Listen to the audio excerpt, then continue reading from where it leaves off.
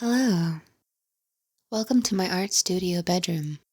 I'm taking a small 6-drawer desktop organizer that I got from Daiso home goods store and wrapping it up in a decoupage application. I realized that the focal point of my desk was getting too crowded and this small drawer under the shelf didn't need to be immediately there. That being said, I like allowing myself a small junk drawer area on my desk. This simple allotment ensures that things don't clutter or scatter by the wayside, as they might do were I too rigid with my organization. I think this is the perfect size for transferring my handy desktop items into, don't you? The drawers are 4¼ inch or 10.79 centimeters deep, so they're amply sized.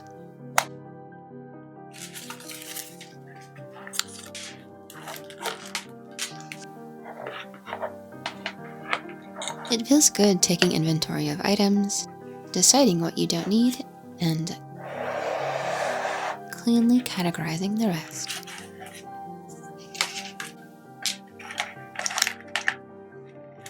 Anyway, these aren't things that I need at the ready, so I will also be putting it all in a different, out-of-the-way spot on my desk.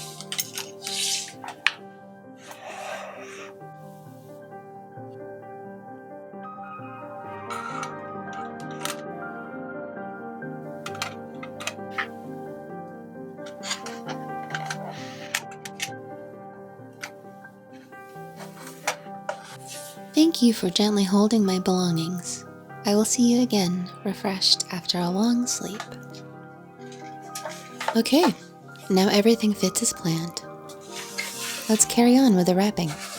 This is the area I will need to cover with craft paper and decoupage.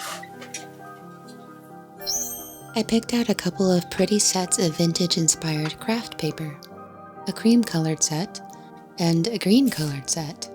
These sheets have a decent weight, not too flimsy, but not at all plasticky. I also decided to use some washi tape I already had. The colors complement the papers well. I'm going to roughly plan out the placement and which sheets I'll use. What patterns and colors look best together? How much of each sheet will I need? And in what orientation should it be applied? I decided on a torn up look for one of the sides. It reminds me of an antique suitcase.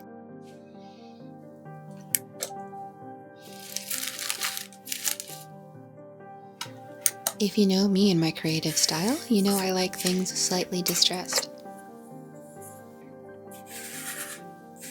I'm using Mod Podge adhesive / sealant in satin finish.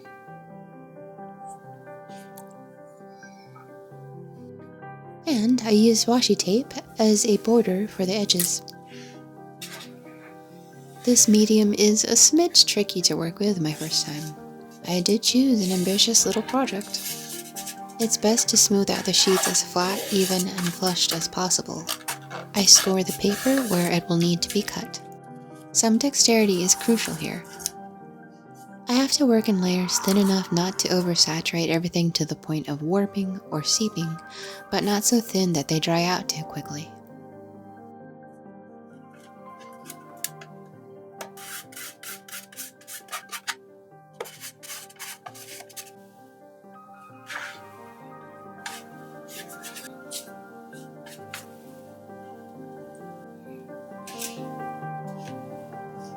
Indeed, you'll see me several times try to quickly correct my mistakes. So while I say it is a tricky medium at first, it is a forgiving one as well.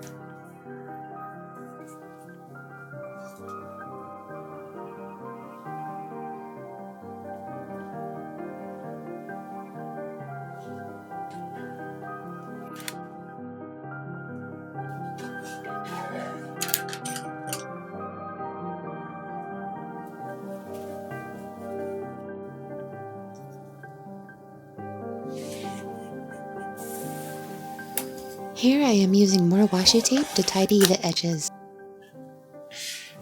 At first I was decoupaging it and immediately trying to trim away the excess, but then I realized that letting it air dry first made for a cleaner cut and removal. This seemed to be the last/only product of this kind when I purchased it, but I will be looking for more to make this cute hack for others.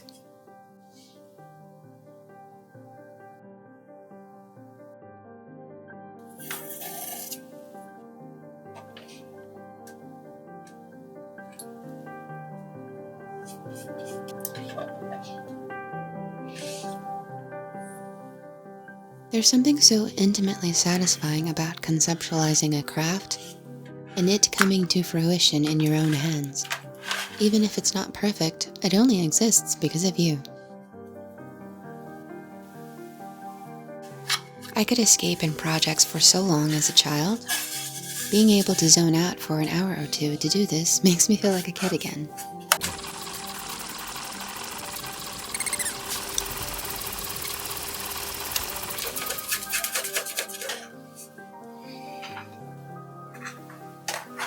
Years ago, it dawned on me that my desk space was causing me apprehension somehow.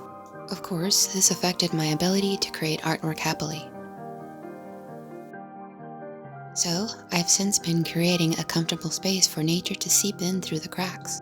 A concept similar to the Norwegian skogluft, which I'm sure I miss or overpronouncing.